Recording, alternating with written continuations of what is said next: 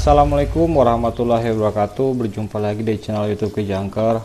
Pada pembahasan kita kali ini adalah mengenai penghalang dan penghambat tujuan sang Satrio Piningit pada perjuangannya, teman-teman.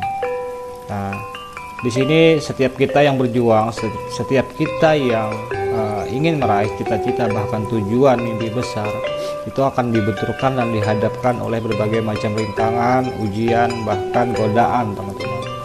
Jadi penghambat dari tujuan kita adalah harta, tahta, dan wanita. Nah, kenapa kita katakan itu sebagai penghalang? Karena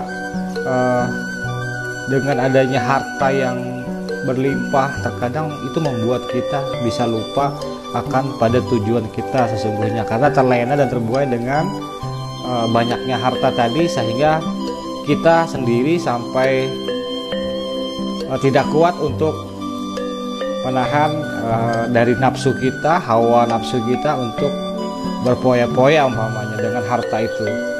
Terus yang kedua adalah tahta.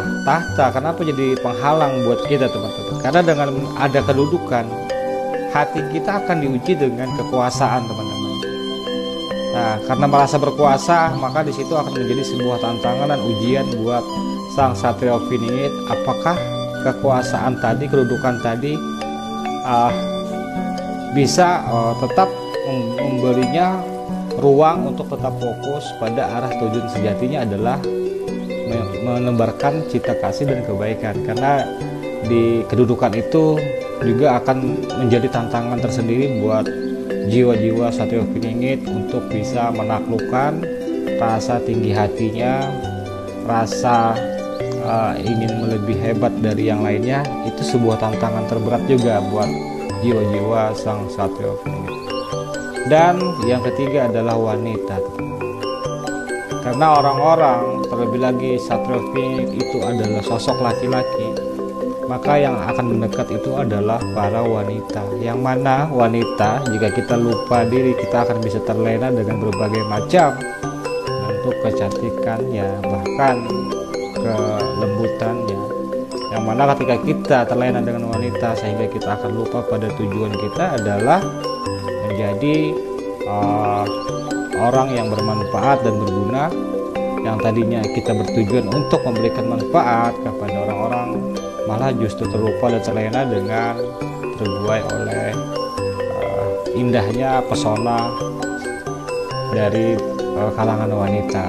Nah, kita bisa mengukur sendiri, teman-teman, kenapa wanita itu menjadi tantangan tersendiri buat jiwa-jiwa Satrio Piningit. Karena adanya wanita itu menjadi benturan yang dahsyat. Pesona wanita itu benturan yang dahsyat untuk mengendalikan hawa nafsu kita tuh. Itu biasanya karena kita terlalu cinta dengan wanita yang tadinya sudah ada memiliki di rumah, kita akan terbuai ingin memiliki lagi yang lainnya. Sementara kita sendiri jika tidak menggunakan akal pikiran kita, untuk apa sih sebenarnya kita harus menambah wanita-wanita untuk menemani kita di dalam perjuangan kita. Nah, itu sebagai kesatria, mereka akan dibenturkan lagi dengan tantangan untuk disuruh memikir, untuk menggunakan akal pikir nih. Apakah dia harus menuruti hawa nafsunya untuk menambah wanita-wanita cantik di sekelilingnya, atau dia menggunakan rasanya itu sebagai pemuas hawa nafsunya? Jadi pada intinya kembali Satrio Piningit itu akan dibenturkan lagi dengan ujian-ujian yang dia peroleh, dia terima selama masa-masa perjuangannya dalam pencapaian tujuan sejatinya, teman-teman.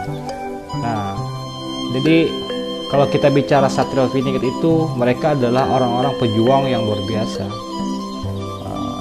Di samping dia harus menaklukkan godaan berupa harta, tahta, wanita, dan yang paling parah lagi adalah godaan untuk memerangi hawa nafsunya, untuk jangan berbuat yang enggak-enggak, teman-teman.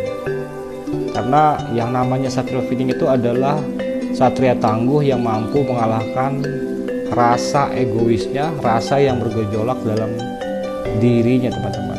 bagaimana caranya Satrio Piningit itu bisa mengelola rasanya melalui daya pikirnya. Karena sejatinya kita diberikan Tuhan, akal pikiran itu adalah untuk menimbang rasa. Makanya ada istilah orang zaman dulu itu adalah menimbang rasa, teman-teman, agar segala keputusan dan langkah-langkah yang akan kita terapkan itu sudah melalui akal pikiran kita, udah disaring, udah disurvei sama pikiran kita, baik buruknya ke depannya itu sudah ditimbang oleh akal pikiran kita, teman-teman. Jadi untuk kurang lebihnya saya mohon maaf, jika ada yang baik silahkan dipakai, jika ada yang tidak baik mohon maaf, karena saya masih jauh dari kesempurnaan, masih banyak belajar. Assalamualaikum warahmatullahi wabarakatuh.